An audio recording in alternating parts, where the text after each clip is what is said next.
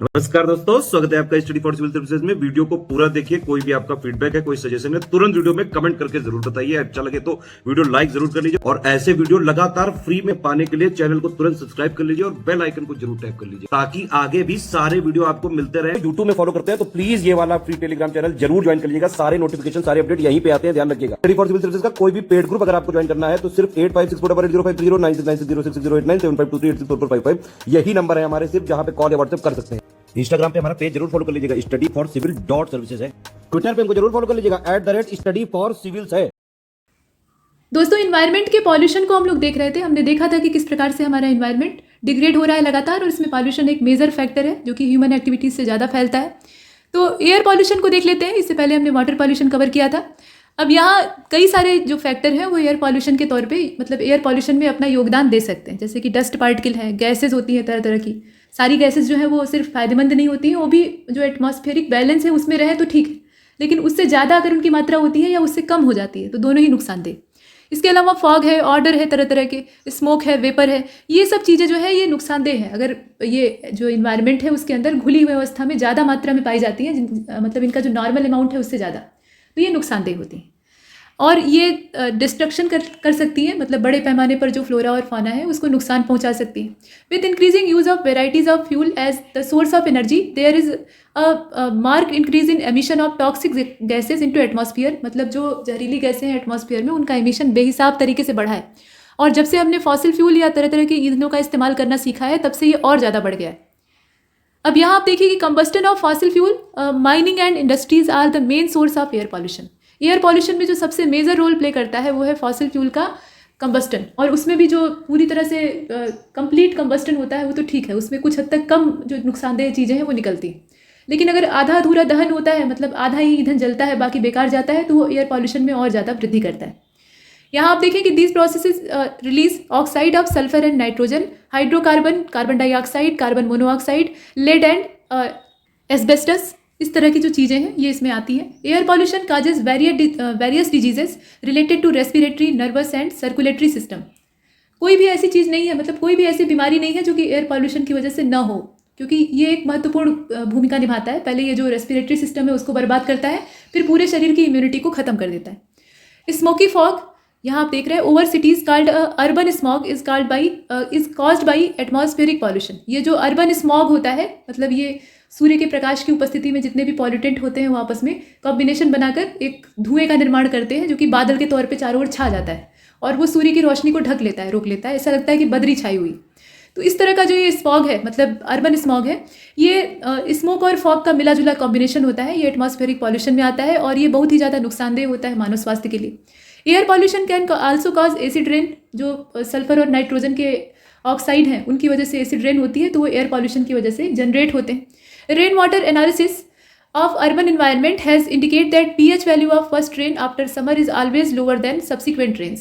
जो summer season होती है उसमें अर्बन एरिया में जो पहली बारिश होती है उसके पानी की अगर pH वैल्यू को मेजर किया जाए तो देखा जाएगा कि उसमें जो pH वैल्यू है वो हमेशा कम होती है तुलनात्मक रूप से बाद वाली बारिशों के। और pH वैल्यू कम होने का मतलब क्या है कि इनकी जो प्रॉपर्टी है वो एसिडिक होती है, उसमें एसिड की तादाद ज़्यादा होती है। pH वैल्यू जितनी ज़्यादा कम होगी एसिडिक प्रॉपर्टी उतनी ही ज़्यादा बढ़ेगी। 7 से जितना हम रिड्यूस करते जाएंगे उतना ही एसिडिक नेचर बढ़ता जाएगा। तो ये हमने देख लिया। अब नॉइज़ पॉल्यूशन को देख लेते हैं। तो नॉइज़ पॉल्यूशन में आपने पहले ही देखा था कि जो टॉलरेंस लेवल है उससे ऊपर अगर ध्वनि होती है तो उसको पॉल्यूशन की कैटेगरी में डालते हैं, जिससे कि जो अनबियरेबल होती है और साथ में अनकम्फर्टेबल उससे फील होता है। ह्यूमन बींग्स के अलावा जितने भी ऑर्गेनिज्म हैं उन सब पे ये लागू होता है। हालांकि मनुष्य सिर्फ अपना ही देखता है कि मुझे ये ध्वनि बर्दाश्त नहीं हो रही है, तो ये ध्वनि प्रदूषण। These matter has become a serious concern by only in recent year due to varieties of technological innovations। जो टेक्नोलॉजिकल इनोवेशंस है उनकी बहुत सारी वेराइटीज़ हमारे सामने। ये दुनिया जो है ये पूरी तरह से विज्ञान के युग में जी रही। तो ऐसे में नई नई मशीनों का ईजाद हुआ है, नई नई चीज़ें आकर हमारे सामने उपस्थित हो गई हैं जो कि हमारे लिए उपयोगी भी हैं। तो इनका इस्तेमाल बड़े पैमाने पर हो रहा है और इस वजह से ये कुछ वर्षों में, रिसेंट ईयर्स का मतलब है कि कुछ वर्षों में या कुछ दशकों में एक बड़ी समस्या बनकर उभरा है। ये पहले उतनी बड़ी दिक्कत नहीं था। The main source of noise pollution are various factories, या फिर जो मशीनीकृत कंस्ट्रक्शन होता है या फिर डिमोलिशन वर्क होता है, ऑटोमोबाइल के काम होते हैं, एयरक्राफ्ट बनाने का काम होता है या एयरक्राफ्ट का परिचालन होता है। इन सब की वजह से नॉइज़ पॉल्यूशन बड़े पैमाने पर फैलता है। There many be added periodically या periodical but polluting noise from siren loud speaker used in various festival programs associated with community activities. मतलब लाउड स्पीकर हो गया या सायरन हो गया, इससे भी प्रदूषण, ध्वनि प्रदूषण जो है वो फैलता है। The level of state noise is measured by sound level express in term of decibel. Bel जो है ये साउंड को मीज़र करने की बेसिक यूनिट होती है, और यहाँ पर उसकी जो डेसी वाली इकाई है या डेसी वाला जो इसका पार्ट है उसमें इसको मीज़र किया जाता है। जैसे डेसी, डेका, ये इसमें मापन की इकाइयाँ होती है, पैमाने होते हैं। तो ये डेसीबेल है, ठीक, डीबी, और मेन यूनिट जो है वो बेल है। अब यहाँ आप देखें कि of all these sources the biggest noise produce by traffic because it's intensity and nature depend upon factors. इसकी जो इंटेंसिटी और नेचर होता है वो पूरी तरह से जो फैक्टर्स हैं उन पर डिपेंड करता है, जैसे कि एयरक्राफ्ट, व्हीकल, ट्रेन, मतलब कौन से प्रकार का ट्रांसपोर्टेशन है उस पर ये निर्भर करता है, ट्रैफिक कैसा है, और कंडीशन ऑफ रोड पर भी निर्भर करता है, as well as that of vehicle, मतलब ऑटोमोबाइल कैसे वहाँ पे इस्तेमाल हो रहे हैं उस पर भी निर्भर करता है। तो ये जो ट्रैफिक है ये एक बड़े ध्वनि प्रदूषण के सोर्स के तौर पर दिखाई देता है, या हाल के कुछ वर्षों में सामने आया है। इसके बाद आगे बढ़ते हैं। यहाँ आप देख रहे हैं in sea traffic the noise pollution is confined to the harbour due to loading and unloading activities being carried. जो हार्बर होते हैं, जो पोर्ट होते हैं, वहाँ से सामान लादने, लाने, ले जाने का काम होता है, तो उससे जो हल्ला गुल्ला मचता है, ध्वनि प्रदूषण होता है, जहाज वहाँ से रवाना होते हैं, तो वो सब जो है वो भी नॉइज़ पॉल्यूशन में ही गिना जाता है। और इसके अलावा इंडस्ट्रीज जो है वहाँ से नॉइज़ पॉल्यूशन भरपूर मात्रा में फैलता है, उनकी इंटेंसिटी भी अच्छी खासी होती है। Noise pollution is location specific and it's intensity decline with increase in distance. जैसे जैसे हम जो नॉइज सोर्स है उससे दूर जाते हैं वैसे वैसे इसकी जो इंटेंसिटी है वो कम होती जाती है, तो पॉल्यूशन का इफेक्ट भी कम होता जाता है। इंडस्ट्रियल एरिया, इसके अलावा जो ट्रांसपोर्टेशन का काम है, एयरपोर्ट है, जितना हम उसके नज़दीक रहेंगे उतना ही ज़्यादा हमें पॉल्यूशन महसूस होगा, और जितना हम उससे दूर रहेंगे उतना ही कम। तो ये तो सिंपल बात है, ये आप भी जानते हैं। कुल मिलाकर नॉइज़ पॉल्यूशन जो है वो हैजार्डियस हो सकता है, और ये जो मेट्रोपॉलिटन एरिया या बिग सिटीज़ भारत में है वहाँ पर एक बड़ी समस्या है। लोग रात में चैन से सो नहीं पाते, इतना शोर होता है। अब आगे बढ़ते हैं, सॉयल पॉल्यूशन को देख लेते हैं। Addition of substances which adversely affect the quality of soil, its fertility is known as soil pollution. जो सॉयल पॉल्यूशन है उसमें होता क्या है, तो एक एडवर्स इफेक्ट पड़ता है सॉयल की क्वालिटी पर, और उसकी जो फर्टिलिटी है उसके ऊपर, मतलब उसकी उत्पादकता खत्म होने लगती है। Generally polluted water also pollute soil. प्रदूषित पानी जो है, मतलब वाटर पॉल्यूशन जो है वो कहीं ना कहीं से सॉयल को भी पॉल्यूटेड करता है, क्योंकि मिट्टी के संपर्क में पानी आएगा ही, ये तय बात है। और अगर पानी प्रदूषित है तो निश्चित रूप से मिट्टी भी जो है वो खराब होगी। अब solid waste is a mixture of plastic, cloth, glasses, इसके अलावा metal, organic matter, sewage slurries, इसके अलावा जो बिल्डिंग डेब्रीज हैं वो सब इसमें होती हैं। ये हाउस होल्ड जो कचरा है वो अलग से है। इसके अलावा कमर्शियल वेस्ट होता है, इंडस्ट्रीज़ का अपना जो कचरा है, ये सब जाकर अंत में मिट्टी में डंप कर दिए जाते हैं, कहीं कचरे के डंप, मतलब कचरेदान के तौर पे, या ऐसे ही यहाँ वहाँ फेंक दिए जाते हैं। तो इससे मिट्टी जो है प्रदूषित होती है। Fly ash, iron, steel slag, इसके अलावा मेडिकल और इंडस्ट्रियल जो वेस्ट डिस्पोजल है, इससे भी मिट्टी बर्बाद होती है। सॉइल पॉल्यूशन के प्रति संवेदनशील होते हैं। और फर्टिलाइज़र और पेस्टिसाइड का जो एग्रीकल्चरल यूज़ हो रहा है उसकी वजह से भी मिट्टी खराब होती है, मतलब जो उपजाऊ खेत थे उनकी उर्वरता यानी फर्टिलिटी जो है वो धीरे धीरे करके समाप्त होती जा रही है। और ये जो सॉइल के अंदर डाले जाने वाले फर्टिलाइज़र हैं, इनका रन ऑफ होता है यहाँ से बहाव के साथ या पानी के साथ, जो पास के वाटर सोर्सेज होते हैं या फिर जो ग्राउंड वाटर होता है कम से कम वहाँ तक पहुँच जाते हैं, और वहाँ ये पानी को भी ख़राब करते हैं। इसके अलावा जो एसिड रेन होती है उससे भी मिट्टी का स्वास्थ्य प्रभावित होता है। नाइट्रोजन और सल्फर के जो ऑक्साइड होते हैं ये एयर पॉल्यूशन की वजह से जनरेट होते हैं, तो इनसे जो एसिड रेन है वो होती है, मतलब कुल मिलाकर जो वर्षा होती है उसके अंदर एसिडिटी या जो एसिडिक प्रॉपर्टी है वो बढ़ जाती है। तो ये जब पानी वर्षा का मिट्टी के संपर्क में आता है तो मिट्टी के जो तत्व हैं उन्हें खराब कर देता है।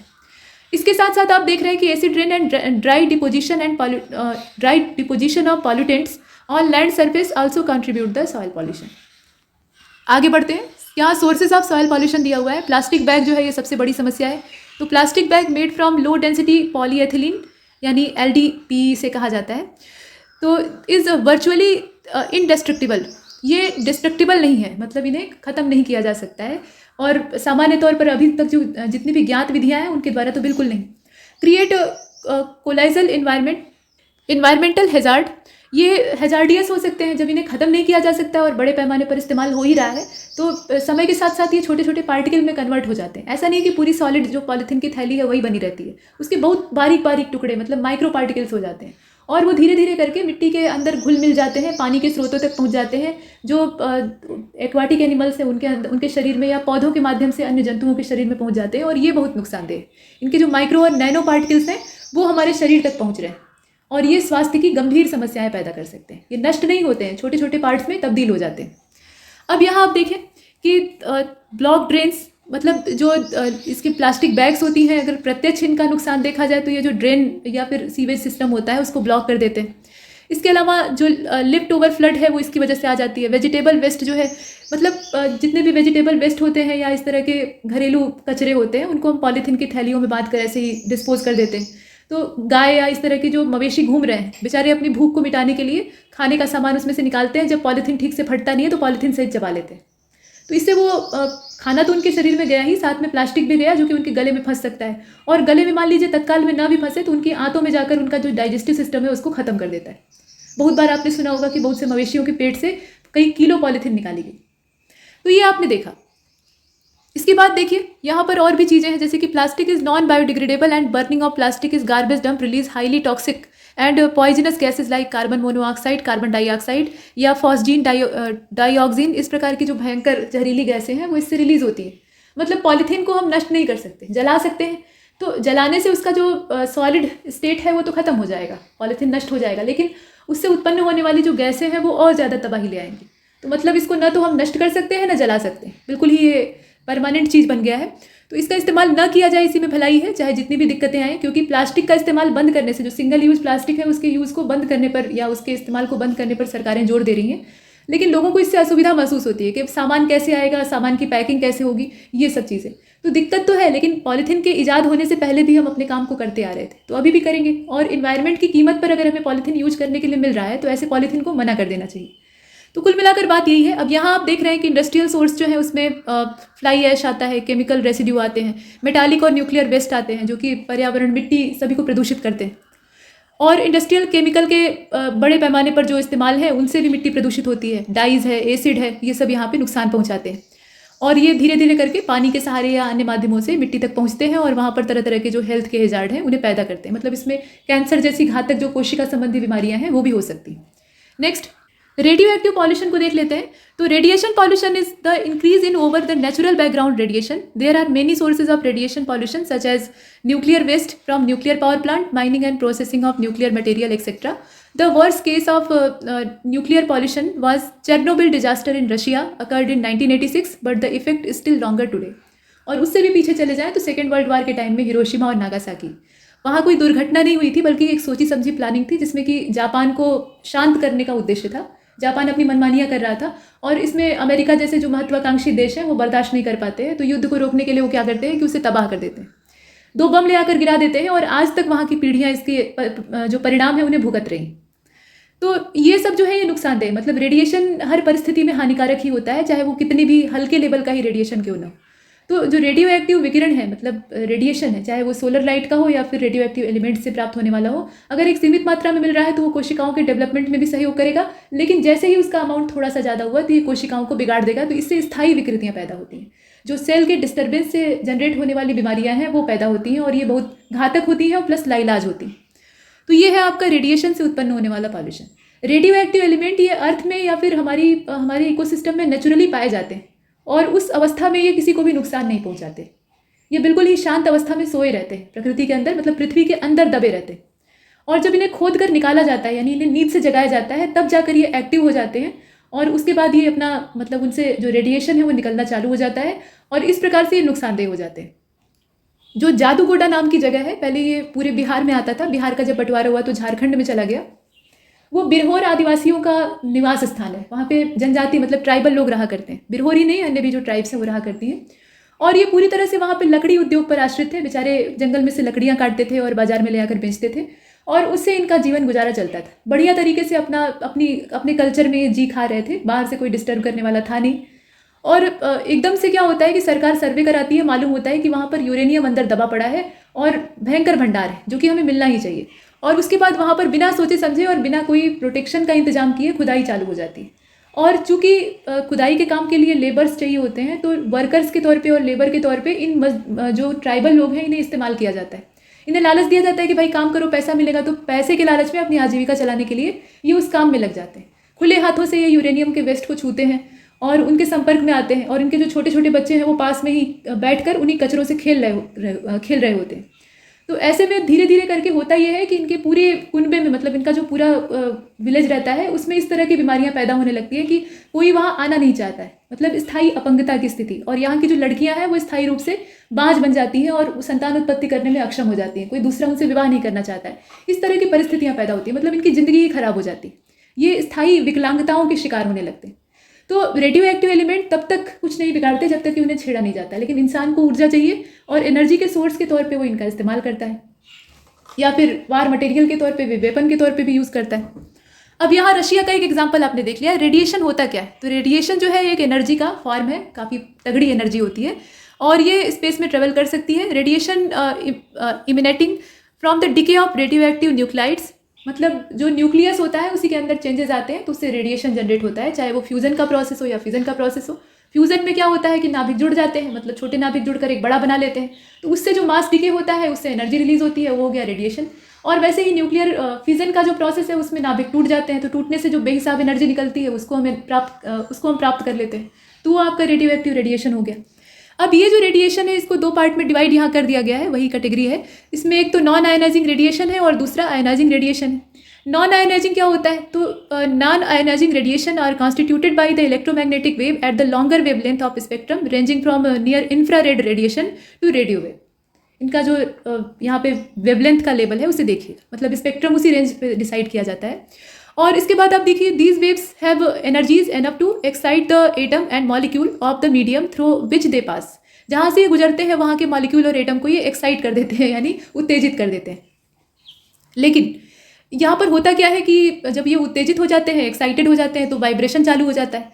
लेकिन ये इतने ज़्यादा स्ट्रांग नहीं होते हैं, मतलब ये जो नॉन आयनाइजिंग होते हैं ये असल में इतने ज़्यादा मजबूत नहीं होते हैं कि उस एटम को आयनाइज कर सके, मतलब आयनाइज करने की पावर इसके पास नहीं होती है।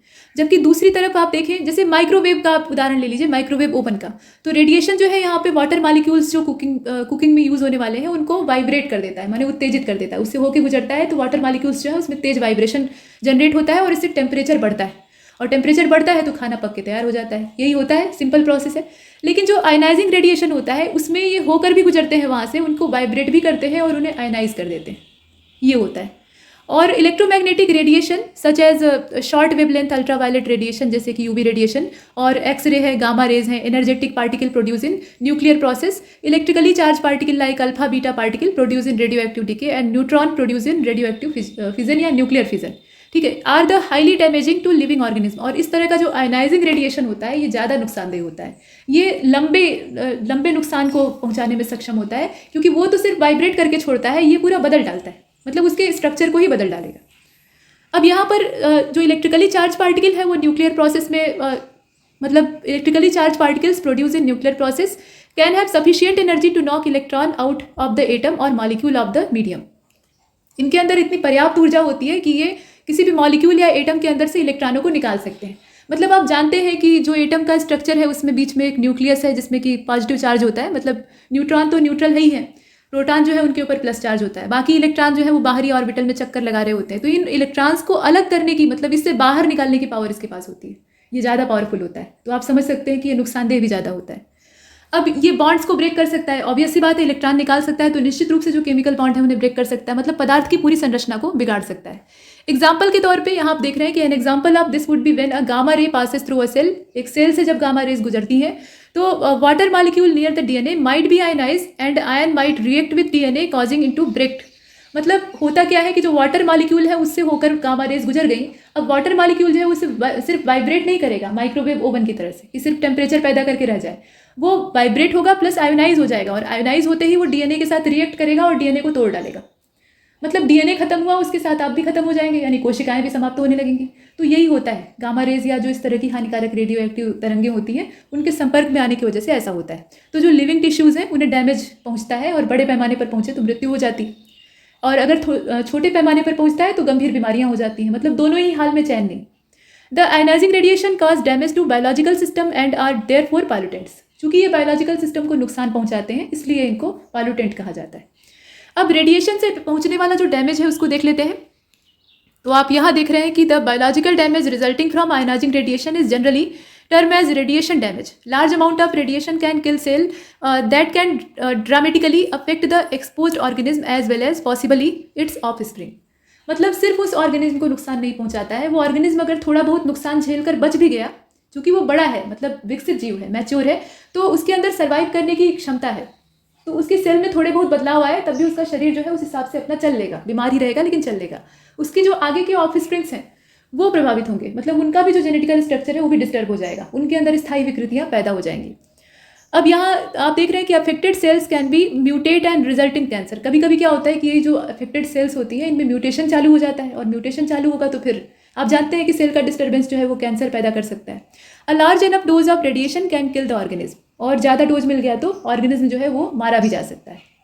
ये हमने देखा. अभी नीचे देखिए पॉल्यूशन और डिजीज़.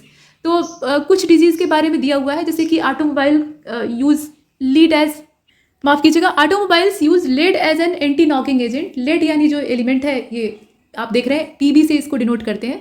ये सबसे ज़्यादा स्थायी न्यूक्लियस वाला एलिमेंट होता है, तो इसको एंटी नॉकिंग एजेंट के तौर पे इस्तेमाल किया जाता है ऑटोमोबाइल इंडस्ट्री में. और इसके साथ साथ अब यहाँ और भी चीज़ों को देखेंगे, जैसे कि lead when release in air. जब ये एयर में रिलीज होता है, अब एंटी नॉकिंग एजेंट के तौर पे तो हमने यूज़ कर लिया, लेकिन जब ये एयर में रिलीज होगा with exhaust are more toxic, तब ये और ज़्यादा नुकसानदेह होता है, जहरीला होता है. Lead affect the nervous system, brain and digestive system of the human body. ये मनुष्य के शरीर के लगभग हर हिस्से को प्रभावित करता है, विशेष रूप से मस्तिष्क को. इसके बाद आप देखें कैडमियम. तो कैडमियम जो है ये रेस्पिरेटरी पॉइजन के तौर पे काम करता है, श्वसन तंत्र को बर्बाद कर देता है. इसके अलावा हार्ट डिजीज़ हो सकती है, ब्लड प्रेशर की बीमारी हो सकती है. और कैडमियम का अगर ड्रिंकिंग वाटर में एक्सेस हो जाए तो ये इटाई सिंड्रोम के या आउच डिजीज़ जो होती है उसकी वजह बन जाता है. इसके अलावा ये सर्वर पेन, जो बोन्स में पेन होता है, इसके अलावा जॉइंट्स में पेन होता है, उसकी वजह बन जाएगा. Drinking of contaminated water mix with mercury lead to Minamata disease. अगर मरकरी मिला हुआ पानी आप पी लें तो उससे मिनामाटा डिजीज़ हो सकती है. तो इस तरह की बीमारियां हैं. और इसके बाद आप देख लीजिए इसमें amalgam of mercury present in waste water convert into toxic matter, methyl mercury या मिथाइल मरकरी इसको कहा जाता है. Symptom include ataxia. इसके अलावा numbness in the hand and feet, blood eyes. आंखें जो है वो धुंधली हो जाती है, मतलब निगाह पर प्रभाव पड़ता है. तो देखिए लेड और मरकरी ये दोनों ही जो आंखें हैं उनकी रोशनी को ब्लर कर देते हैं, और भी आंखों से संबंधित बीमारियां होती हैं. इसके अलावा जो मस्कुलर वीकनेस है वो हो जाती है, और जो विजन है वो कम हो जाता है, और बोलने और सुनने की क्षमता भी कम हो जाती है. तो ये सारी चीज़ें जो है ये प्रभावित हो जाती हैं, मतलब मरकरी वाले पॉल्यूटेंट से इतने सारे प्रभाव स्वास्थ्य पर पड़ते हैं. एसिड रेन को देख लेते हैं. तो normally rain water has pH of 5.6 due to presence of hydrogen ion, H+ ion यानी hydrogen ion, form by the reaction of rain water with carbon dioxide present in the atmosphere. ठीक है. The acid rain refer to the ways in which acid from the atmosphere is deposited on earth surface, और oxide of nitrogen and sulphur which are acidic in nature can be blown by wind along the solid particle in the atmosphere and finally settle down either on the ground as dry deposition or in water. दोनों ही रूप में ये deposit हो सकते हैं, water के format में भी उतर सकते हैं और ड्राई डिपोजिशन भी इनका हो सकता है. इसके अलावा फॉग और स्नो के रूप में या वेट डिपोजिशन के रूप में भी इनका स्टोरेज हो सकता है. तो ये एसिडिक प्रॉपर्टी के होते हैं. अब acid rain is a by product of a variety of human activity that emit the oxide of sulphur and nitrogen in atmosphere. अब यहाँ ये भी देखिए कि mentioned earlier burning of fossil fuel which contains sulfur and nitrogenous matter such as coal and oil in power station and furnace or petrol and diesel in motor engine produce sulfur dioxide and oxygen dioxide, or SO2 और NO2 मतलब sulfur dioxide और nitrogen dioxide after oxidation reaction with water and are major contributors of acid rain because polluted air usually contain particulate matter that catalyze the oxidation. मतलब यहाँ पे particulate matter जो है वो इसमें जो पूरा ऑक्सीडेशन का प्रोसेस होता है उसको कैटलाइज करने का काम करता है. और ये जो नाइट्रोजन और सल्फर के ऑक्साइड होते हैं जो कि फॉसिल फ्यूल को बर्न करने से निकलते हैं, वो यहाँ एसिड रेन के प्रति उत्तरदायी बन जाते हैं. ये हमने देख लिया. आगे चलते हैं. वाटर रिसोर्सेज को देख लेते हैं. तो approximately 71% of earth surface is covered with it, but fresh water constituted only about 3% of total water. मतलब वैसे देखा जाए तो हमारी पृथ्वी जो है वो तो पानी से भरी हुई है, मतलब आसमान यानी अंतरिक्ष से देखने पर नीले रंग की दिखाई देती है. तो ये ब्लू प्लैनेट क्यों दिखाई देता है? क्योंकि इसमें चारों ओर पानी ही पानी, उसी वजह से. लेकिन ये जो दिखने वाला पानी है ये हमारे काम का नहीं है. इसमें से सिर्फ काम का या हमारे यूज़ के लायक जो फ्रेश वाटर है वो सिर्फ 3% है. 71% में से मात्र 3% या 3%. और in fact a very small proportion of fresh water is effectively available for human use. The availability of fresh water varies over space and time. Fresh water की भी जो अवेलेबिलिटी है, मतलब उपलब्धता है, वो समय के साथ साथ बदलती रहती है. अब यहाँ पे वाटर रिसोर्सेज जो भारत के रिस्पेक्ट में है वो कौन कौन से हैं? तो India accounts for about 2.45% of the world surface area, 4% of the world's water resources and about 16% of the world's population. Population ज़्यादा है, बाकी सब थोड़ा थोड़ा है. The total water available from precipitation in the country in a year is about 4000 cubic kilometre. इतना ही है. The availability from the surface water and replenishable groundwater is 1869 cubic kilometer. Out of this only 60% can be put to beneficial uses. यहाँ पूरा data दिया हुआ है. इससे आप बेहतर समझ सकते हैं कि जितना इस्तेमाल है और जितनी ज़रूरतें हैं उसके हिसाब से पानी, मतलब इस्तेमाल के लायक जो फ्रेश वाटर है वो कितना कम है. Thus the total utilizable water resource in the country is only 1122 cubic kilometer. सिर्फ इतना ही जो है ये यूटिलाइजेबल है, मतलब उपयोग के योग्य है. सरफेस वाटर रिसोर्सेज कौन कौन से हैं? तो इसमें there are 4 major sources of surface water. तो these are river, lakes, ponds and tanks. यही 4 हैं. और in the country there are about 10,360 rivers and their tributaries longer than 1.6 kilometre each. The mean annual flow in all the river basins in India is estimated to be 1,869. ये cubic kilometre में है, ध्यान दीजिएगा. However, due to topographical and hydrological and other constraints, only about 690 cubic kilometer, मतलब 32% अगर percentage के हिसाब से देखा जाए तो, of the available surface water can be utilized. Water flow in a river depend on the size of catchment area or river basin and rainfall within the catchment area. और इसके विषय में अगर आप थोड़ा डिटेल में पढ़ना चाहें तो जो फिजिकल इन्वायरमेंट वाली बुक है एनसीईआरटी, उसको पढ़िएगा. लेकिन फिलहाल यहाँ पे फैक्चुअल बेसिस पर अगर देखा जाए तो इसमें आप ऐसे समझ सकते हैं कि जो 32% है ये सिर्फ सरफेस वाटर के तौर पे अवेलेबल है जिसे कि हम यूटिलाइज कर सकते हैं. और देखिए यहाँ पे प्रेसिपिटेशन जो भारत की है वो वेरिएशन के तौर पे देखी जाती है, मतलब वर्षा हर जगह बराबर नहीं होती है. And it is mainly concentrated in monsoon season. ज़्यादातर जो जलवायु है वो मानसूनी है, मतलब जो एक खास बरसात का मौसम है उसी समय वर्षा होती है कुछ इलाकों को छोड़कर. You also have studied in textbook that some of the river in the country like Ganga and Brahmaputra and Indus had huge catchment area. Give that precipitation is relatively high in the catchment area of Ganga, Brahmaputra and the Barak river. तो ये जो नदियां हैं ये वर्षा पर आधारित तो नहीं है, लेकिन वर्षा की वजह बनती है. अब इनका जो कैचमेंट एरिया है वो काफ़ी बड़ा है और ये सतत वाहिनी है, मतलब हमेशा इनमें पूरे साल भर पानी रहता है. ये ग्लेशियर के पिघलने से बनती है. तो ये आपने देखा. और इसके साथ आप देखिए कि for only about 1/3 of total area in the country have 60% of the total surface water sources. ये much of the annual water flow in south Indian river like Godavari and Krishna and the Kaveri has been harnessed, but it is yet to be done in the Brahmaputra and Ganga basin. तो ये south और north की जो नदियाँ हैं उनके स्वरूप में थोड़ा सा अंतर है. अब ग्राउंड वाटर रिसोर्सेज को देख लेते हैं. तो the total replenishable groundwater resources in the country are about 4,032 cubic kilometer. The level of groundwater, यहाँ आप देख रहे हैं groundwater का जो level है, utilization is relatively high in the river basin laying in north western region. इसका utilization जो है यहाँ पे ज़्यादा है. And a part of South India. The groundwater utilization is very high in the state of Punjab. कहाँ ज़्यादा है? तो पंजाब में ज़्यादा है, हरियाणा में ज़्यादा है, राजस्थान, तमिलनाडु यहाँ पर ज़्यादा है.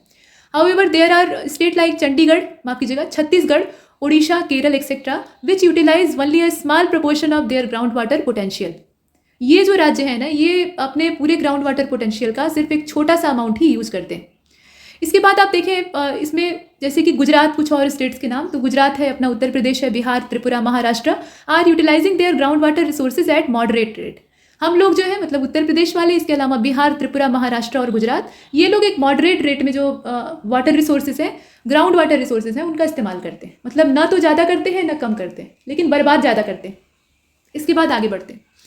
यहाँ आप देखिए कि वाटर कंजर्वेशन जो डिफरेंट लेवल पे है उसमें कंजर्वेशन और मैनेजमेंट कैसे होगा. तो India is a developing country और with a vast territory, complex topography and varied climate and a large population. Climate जो है वो वेरिएबल है, मतलब उसमें वेराइटीज़ ढेर सारी हैं. कॉम्प्लेक्स टोपोग्राफी है और टेरिटरीज हैं अलग अलग. तो कुल मिलाकर जो परिस्थितियां हैं वो बड़ी ही विविधतापूर्ण है. The precipitation and run off in the country is not only unevenly distributed but also uneven with regard to time of distribution of water during the year. और frequent flood, drought and unstable agricultural position have always been a serious problem. ये सब जो है ये गंभीर समस्या है। According to the Indian meteorological department IMD, there are only 40 rainy days in India. केवल 40 जो रेनी डेज है वही भारत में पाए जाते हैं। And hence a long dry period, और उसकी तुलना में जो ड्राई पीरियड है वो काफ़ी लंबा होता है। और यही जो 40 दिन का समय होता है, वैसे तो देखा जाए तो 4 महीने वर्षा के होते हैं, लेकिन जो कायदे से बारिश होती है वो IMD के हिसाब से, और वही सही डाटा है, वो मात्र 40 दिन तक ही होती है इन 4 महीनों में। और उतने में ही लोग कहने लगते हैं कि 20 साल का रिकॉर्ड टूट गया, इतनी बारिश हो रही है। अब इसके बाद आप देखिए कि कंजर्वेशन टेक्निक कौन कौन सी हैं। तो primary source of water in India is south west and north west monsoon. मतलब जो साउथ वेस्ट और नॉर्थ वेस्ट मानसून है उसी से हम वर्षा प्राप्त करते हैं, वही पानी का मेन सोर्स है। Monsoon however is erratic and you have already studied the duration and amount of rainfall is highly variable in different part of our country. अपने देश में रेनफॉल या जो प्रेसिपिटेशन है उसका अमाउंट हर जगह एक जैसा नहीं। Hence surface run off need to be conserve. The technique of conservation of surface water are. अब यहाँ पे जो सरफेस वाटर है, सरफेस रन ऑफ है, उसको कंजर्व करके रखने की जरूरत है। तो conservation by surface water storage, इसके अलावा conservation of rain water harvesting system जो है उसके थ्रू, और ग्राउंड वाटर कंजर्वेशन करने की भी ज़रूरत है। जैसे कि कुछ टेक्नोलॉजी इसमें आर्टिफिशियल रिचार्ज हम कर सकते हैं, और परकोलेशन टैंक जो है उसके मेथड से भी हम ग्राउंड वाटर को फिर से रिचार्ज कर सकते हैं, और कैचमेंट एरिया का प्रोटेक्शन कर सकते हैं, ये काम कर सकते हैं। इसके अलावा inter basin transfer of water, adoption of drip sprinkle irrigation, ये सारे काम हम कर सकते हैं। और रिड्यूसिंग इवेपोराइजेशन, इस प्रकार की जो प्रोसेस है उनको रोक सकते हैं।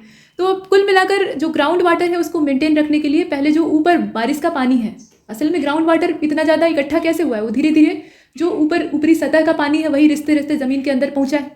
तो वर्षा के जल को हम किसी भी विधि से अगर अंदर पहुँचा सकें और संचित कर सकें तो इससे हमारा ग्राउंड वाटर लेवल जो है वो मेंटेन रहेगा। पहले के समय में क्या होता था, पहले के समय में कच्ची ज़मीनें ज़्यादा होती थी, मतलब आज की तरह से चारों तरफ पक्की सड़कें नहीं होती थी। अब तो गांव-गांव तक फैल गई हाईवे, और जो एक सीसी रोड है और मतलब सिंगल रोड है, डबल रोड है, ऐसे बन गई। पहले के समय में कच्ची पगडंडियाँ होती थी और कच्ची ज़मीनें होती थी।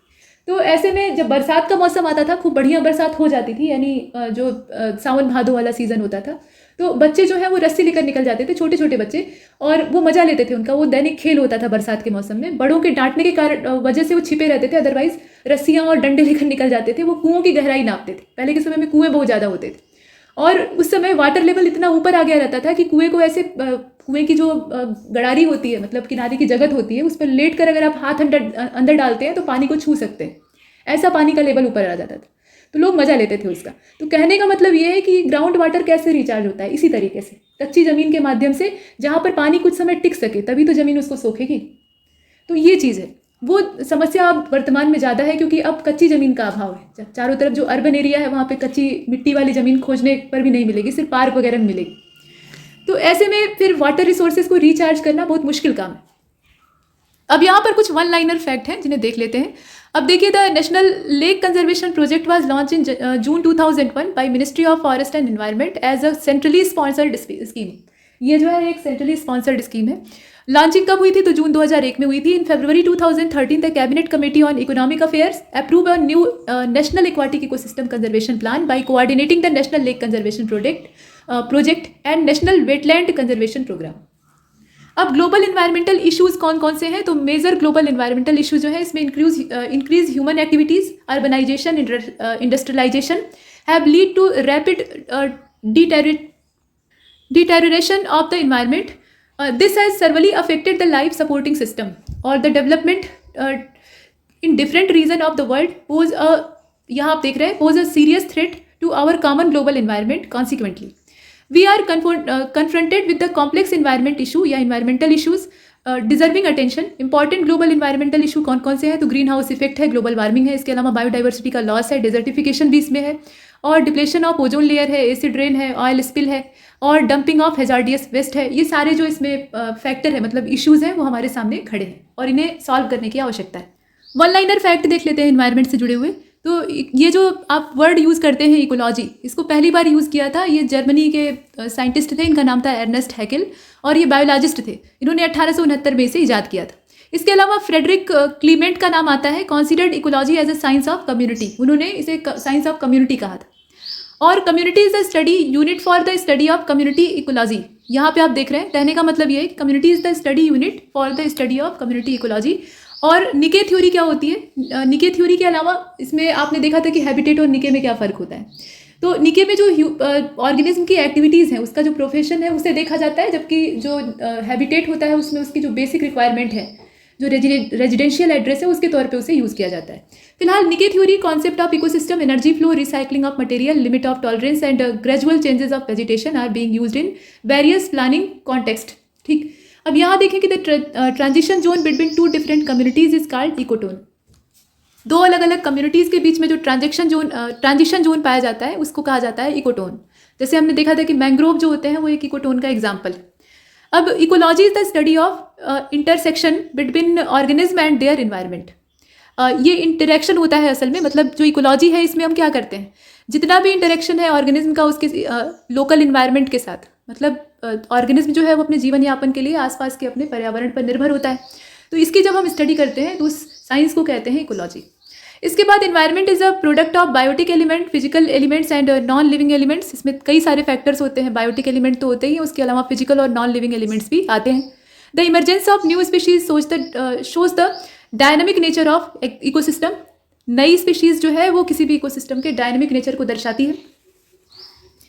Charles Darwin propounded the mechanism and rule and principle of origin of species by the concept of natural succession based on prodigality and struggle for existence and survival of fittest। तो ये डार्विन का जो सिद्धांत था, survival of fittest, यानी जो सबसे सर्वोत्तम होगा वही जिंदा रहेगा, और स्ट्रगल जो एग्जिस्टेंस के लिए होता है जीवों का, उसको इन्होंने बताया था। तो इनकी थ्योरी काफ़ी अच्छी थी। इससे हम लोग ये जानते हैं कि प्रकृति उन्हीं जीवों को जिंदा रखती है जो कि उसके हिसाब से ढल पाते हैं या अपने आप को जिंदा रख पाते हैं, मतलब संघर्ष करके अपने आप को जीवित रखते हैं। इसके बाद आप देखें, according to concept of natural succession presented by Darwin, hereditary variation in the number of organism are basis of the origin of species. और इसके अलावा मैच्योर इकोसिस्टम जो होता है with climax communities have more species diversity due to which the natural ecosystem is stable। किसी भी mature ecosystem में जो कम्युनिटीज़ होती हैं या जो डाइवर्सिटी होती है वो ज़्यादा पाई जाती है, और इससे वो ज़्यादा समय तक स्टेबल बना रहता है। The term ecosystem was first use in 1935 by A G. Tansley. और ecosystem is a dynamic system which is composed of biomass and habitat और physical environment. A special group of organism of an ecosystem is called econics. इसे इकोनिक कहा जाता है। और solar energy जो है ये सबसे बड़ा कंपोनेंट है जो कि पूरे इकोसिस्टम को ड्राइव करता है, मतलब चलाने का काम करता है।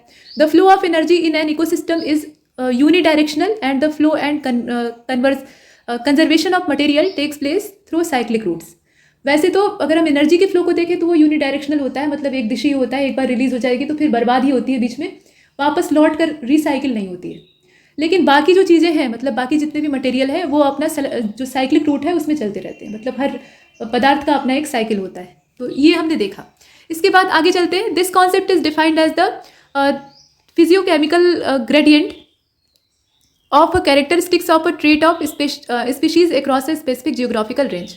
It is related to traits such as pH variation, salinity variation, water density variation, chemical variation, etc. और इसके अतिरिक्त आप देखिए, all autotrophic plants and algae come under the category of primary producer. ठीक है, जितने भी ऑटोट्रॉप्स आते हैं, मतलब ऑटोट्रॉपिक प्लांट्स आते हैं, एल्गी आते हैं, ये सब प्राइमरी प्रोड्यूसर होते हैं। मतलब एक्वाटिक इकोसिस्टम में फाइटोप्लैंक्टन्स हैं जो कि वही काम करते हैं जो कि टेरेस्ट्रियल इकोसिस्टम में प्लांट्स करते हैं, ग्रीन प्लांट्स करते हैं। दोनों ही फोटोसिंथेसिस करते हैं और जो बेसिक एनर्जी का रिक्वायरमेंट है उसको पूरा करते हैं, मतलब सोलर एनर्जी को केमिकल एनर्जी में कन्वर्ट करते हैं। अब यही जो केमिकल एनर्जी है वो इनको खाने वाले जो कंज्यूमर्स हैं उनको प्राप्त होती है एक क्रम से। तो ये हमने देखा। The process of decomposition is completely bye fungi and bacteria. ज़्यादातर, कुछ मामलों में नहीं, ज़्यादातर मामलों में ऐसा होता है। Ecosystem consist of productive chlorophyll rich plants such as mosses, grasses and trees. Reduction of carbon dioxide and oxidation of water takes place in the process of photosynthesis, or the main function of plant is to produce food and storage energy या store energy for the entire ecosystem। मतलब plants का main function क्या होता है, ये food को produce करते हैं और एनर्जी स्टोर करने का काम करते हैं जो कि केमिकल एनर्जी का फॉर्म होता है, और ये इंटायर इकोसिस्टम को एनर्जी उपलब्ध कराते हैं। That is why green plants are called primary producer, और इसीलिए इन्हें प्राइमरी प्रोड्यूसर के नाम से जाना जाता है। Decomposers are called scavengers of nature. मतलब ये जो है ये असल में प्रकृति के सफाई कर्मी होते हैं। जितने भी अवसाद होते हैं, मतलब सेडिमेंट्स होते हैं, उनको खा पी कर ख़त्म करके डिकम्पोज करके ये जो सरल कार्बनिक अणु होते हैं, मतलब अकार्बनिक पदार्थ और कार्बनिक पदार्थों का यहाँ पे वो डिवीज़न कर डालते हैं और उनके जो केमिकल बॉन्ड है उन्हें ब्रेक कर देते हैं। उसके लिए अपने शरीर से एंजाइम रिलीज़ करते हैं और इस प्रकार से कार्बन डाइऑक्साइड जो है वो वापस एटमॉस्फेयर को प्राप्त हो जाती है और बाकी जितने भी मिनरल्स और जितने भी एलिमेंट्स हैं वो भी अपनी अपनी जगह पे स्थिर हो जाते हैं। तो डिकम्पोजिशन का काम ये एक महत्वपूर्ण प्रोसेस है जिन्हें कि आपने यहाँ पे देखा। इसके बाद आगे देखते हैं।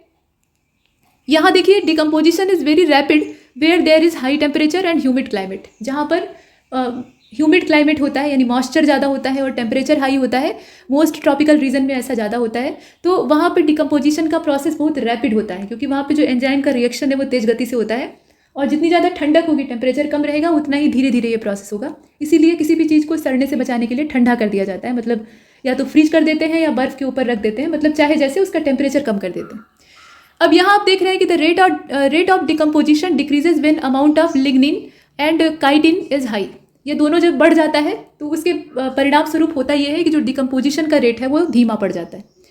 The detritus which is rich in nitrogen and low in lignin decomposes relatively fast. जो डेट्राइटस होता है उसके विषय में दिया हुआ है कि which is rich in nitrogen and low in lignin decomposes relatively fast, तेज गति से होता है। और the world largest most stable ecosystem is the sea और ओशियन। जो सी या ओशियन है वो सबसे स्टेबल और सबसे बड़ा इकोसिस्टम होता है पूरी दुनिया भर का। The biosphere consist of all ecological element in a geographical area together to form a large unit. और chlorophyll act as a sensitive agent during photosynthesis. Chlorophyll जो है वो एक फोटोसेंसिटिव एजेंट के तौर पे काम करता है फोटोसिंथेसिस के प्रोसेस के दौरान। Next, magnesium is found in the chloroplast of the leave और the process of photosynthesis is rapid in region of blue and red light. Photosynthesis के लिए सनलाइट चाहिए होती है, तो सनलाइट तो मोनोक्रोमेटिक होती है। अब यहाँ पर प्रश्न ये उठता है कि उसके अंदर जो छिपे हुए रंग हैं उसमें से कौन से रंग की लाइट ज़्यादा सुटेबल होती है। तो ब्लू और रेड कलर की जो लाइट होती है उनकी जो वेवलेंथ और फ्रीक्वेंसी होती है वो प्लांट्स के लिए ज़्यादा सुटेबल होती है, जिसमें कि वो आराम से फोटोसिंथेसिस कर सकते हैं। और energy flow and mineral cycle is called pumping heart of the ecosystem. ये जो है ये हार्ट पंपिंग का मतलब हृदय का काम करते हैं। हृदय का जो काम है एक पंप वाला, उसको ये करने का जिम्मा लिए रहते हैं। The least amount of photosynthesis occur in violet light and most in red light. अब हमने ये तो देखा कि ब्लू और रेड लाइट में फोटोसिंथेसिस ज़्यादा होती है, लेकिन वायलेट लाइट में सबसे कम होती है। बैगनी रंग का प्रकाश रहेगा तो सबसे कम होगी और लाल रंग का प्रकाश रहेगा माने रेड लाइट रहेगी तो सबसे ज़्यादा मात्रा में फोटोसिंथेसिस हो पाएगी। नेक्स्ट आगे चलते हैं। यहाँ देखिए the site of photosynthesis is the chloroplast और in plant chlorophyll is usually found only in the leaves, hence the leaf is called photosynthetic organ. Photosynthesis के लिए जो सबसे ज़रूरी ऑर्गन प्लांट्स में होता है वो उसकी पत्तियाँ होती हैं, और पत्तियाँ जब पौधे पर नहीं होती हैं तो उन विशेष परिस्थितियों में तने के द्वारा भी पौधे ये काम करते हैं। जैसे आपने डेजर्ट की जो वेजिटेशन है उसको देखा था, वहाँ पत्तियाँ होती ही नहीं है या बहुत छोटी होती है, तो ऐसी कंडीशन में उनका जो स्टेम होता है वो इस काम को कर लेता है। तो ये तो सर्वाइवल के लिए होता है, लेकिन जनरल कंडीशन में होता ये है कि जो लीव्स होती है वही फोटोसिंथेटिक ऑर्गन होती है और उन्हीं के द्वारा ये काम किया जाता है। क्लोरोफिल उन्हीं के अंदर पाया जाता है। और the whole body of algae and hydrilla which are often found in water is photosynthetic. इनकी भी जो बॉडी है वो फोटोसिंथेसिस करने में कंप्लीटली सक्षम होती है। The light reaction of photosynthesis takes place in grana of the chloroplast. The dark reaction of photosynthesis takes place in stroma of the chloroplast. तो कहाँ पर कौन सा होता है, मतलब किस पार्ट में कौन सा होता है, ये आप जानते रहिए। The rate of photosynthesis increase at low pace when intensity of light is increase and decrease when the intensity become high. तो लाइट की इंटेंसिटी पर डिपेंड करेगा ही।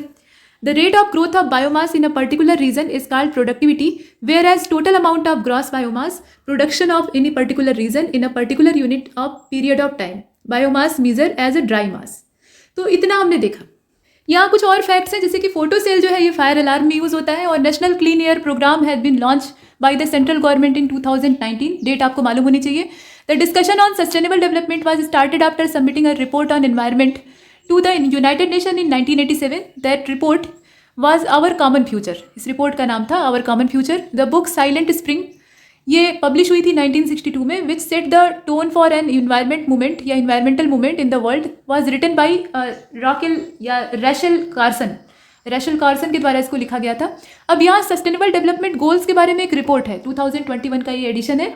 The decade of action of sustainable development goals यानी 6th edition, release by sustainable development solution network SDSN, इसको SDSN कहा जाता है। टॉप 3 जो इसमें कंट्रीज़ हैं उसमें फर्स्ट जो है वो फिनलैंड है, उसके बाद सेकंड आपका स्वीडन है और थर्ड जो है वो डेनमार्क। स्कोर से यहाँ नहीं मतलब है, यहाँ पोजीशन से मतलब है। हाँ, इंडिया की इसमें 120th रैंक है और इसका जो स्कोर है वो 60.07 है। 165 कंट्रीज़ में ये 120वें स्थान पे है। और यहाँ आप देख रहे हैं कि India spill over score stand at 98.90 out of 100 and spill over rank at 32 out of 165 countries. Afghanistan, Bangladesh and Ivory Coast are 3 individual countries that have progressed most. सबसे ज़्यादा प्रोग्रेस यहाँ पर देखी गई है. Central African Republic last rank इसको मिली है. चाड, साउथ सूडान एंड ये जो जितने भी यहाँ पे देश आप देख रहे हैं, चाड और साउथ सूडान, ये सबसे नीचे वाली रैंक एसडीजी में पाए हुए हैं. एसडीजी इंडिया इंडेक्स जो है इसको नीति आयोग जारी करता है, मतलब उन्हीं के कोलेबोरेशन में जारी होता है. और इसमें कोलेबोरेशन और किसका होता है, तो ministry of statistic and program implementation, इसका भी इसमें योगदान होता है. और साथ में the United Nation and Global Green Growth Institute भी इसमें रोल प्ले करता है. तो ये स्टार्ट किया गया और इसका सेकेंड एडिशन जो है वो 30 दिसंबर 2019 को रिलीज़ हुआ था. 2018 में इसको स्टार्ट किया गया था. अब एसडीजी इंडिया इंडेक्स का जो डैशबोर्ड है उसको देख लेते हैं. तो SDG India index and dashboard 2020-21 partnership in the decade of action release on 3 June 2021. Third edition cover 16 goals, 115 quantitative indicators and 70 SDG targets. Qualitative assessment on goal 17 by NITI Aayog, ये पूरा इसमें डाटा तैयार किया गया था. स्कोर के तौर पे देखें तो एस्पिरेंट का जो स्कोर था वो 0 से 49, परफार्मर का 50 से 64 और फ्रंट रनर का जो था वो 65 से 99 और अचीवर का 100. ऐसे इसमें स्कोर की रेंज तय की गई. केरला इसमें फर्स्ट था रैंक ऑफ स्टेट में, हिमाचल सेकंड था, तमिलनाडु थर्ड था, आंध्र फोर्थ था, गोवा फिफ्थ, यूपी का 25वां स्थान था, आसाम 26वां था, झारखंड 27वां और बिहार सबसे अंतिम यानी 28वां. रैंक ऑफ यूनियन टेरिटरी को देख लें तो यूनियन टेरिटरी में चंडीगढ़ सबसे पहले नंबर पे था. उसके बाद दादरा नगर हवेली और दमन दीव जो है ये सबसे लास्ट में था. जो 8 यूनियन टेरिटरी है उसमें सबसे अंतिम पर दमन दीव, दादरा नगर हवेली था और सबसे पहले नंबर पे चंडीगढ़ था. Mizoram, Haryana and Uttarakhand are top gainers in 2020-21. Uttarakhand, Gujarat, Maharashtra, Mizoram, Punjab, Haryana, Tripura, Delhi, Lakshadweep, Andaman Nicobar island and Jammu and Kashmir, Ladakh graduated to the category of front runner. Score between 65 to 99 including both. अब यहाँ पे sustainable development goal SDG 2050 to 2030, ये मतलब 17 सतत विकास लक्ष्यों को प्राप्त करने का यहाँ टारगेट 15 साल का 17 गोल है. इसमें 169 टारगेट है और इसको एजेंडा 2030 के नाम से भी जानते हैं. मिलेनियम डेवलपमेंट गोल यानी एमडीजी 2020 to 2015, इसमें 21 टारगेट और 8 गोल्स जो थे वो मौजूद थे. अब यहाँ पे कहा गया कि in June 1992 at Earth Summit in Rio de Janeiro more than 171 countries, माफ कीजिएगा 178 countries adopted Agenda 21, a comprehensive plan of action to build a global partnership for sustainable development to improve human lives and protect the environment. Member states unanimously adopted the Millennium Declaration at the Millennium Summit in September सन 2000. अब यहाँ पे देखिए 2020 जो दिया है ना वो असल में 2000 होगा. यहाँ पे थोड़ा सा यहाँ पे संशोधन करने की आवश्यकता है. अब यहाँ देखते हैं आगे. तो इसमें ये बताया गया कि एट यूएन हेडक्वार्टर ये समझौता होता है न्यूयॉर्क में. The summit lead to elaboration of 8 millennium development goal यानी MDG to reduce extreme poverty by 2015. The Johannesburg declaration on sustainable development and the plan of implementation adopted at the world summit on sustainable development in South Africa in 2022. ये माफ कीजिएगा 2002 की बात है. और इसके बाद reaffirm the global community's commitments to poverty reduction and the environment and built on Agenda 21 and the Millennium Declaration by including more emphasis on multilateral partnerships. अब United nation conference on sustainable development Rio+20 is Rio de Janeiro. मतलब ये होता कहाँ पे है, तो रियो de Janeiro Brazil में होता है जून 2012 में. Rio+20 इसको क्यों कहते हैं, क्योंकि अर्थ समिट जो है वो 1992 की है. उसके बाद 2002 में Rio+10 होता है और उसके बाद फिर Rio+20 2012 में होता है. तो ये 10-10 साल के गैप पर होता है इस हिसाब से. Member state adopted the outcome document The Future We Want, in which they decided inter alia to launch a process to develop a set of SDGs built upon the MDG and to establish an UN high level political issue. तो यहाँ तक हमने इसे complete किया है और इस lecture में इतना ही. तब तक के लिए नमस्कार.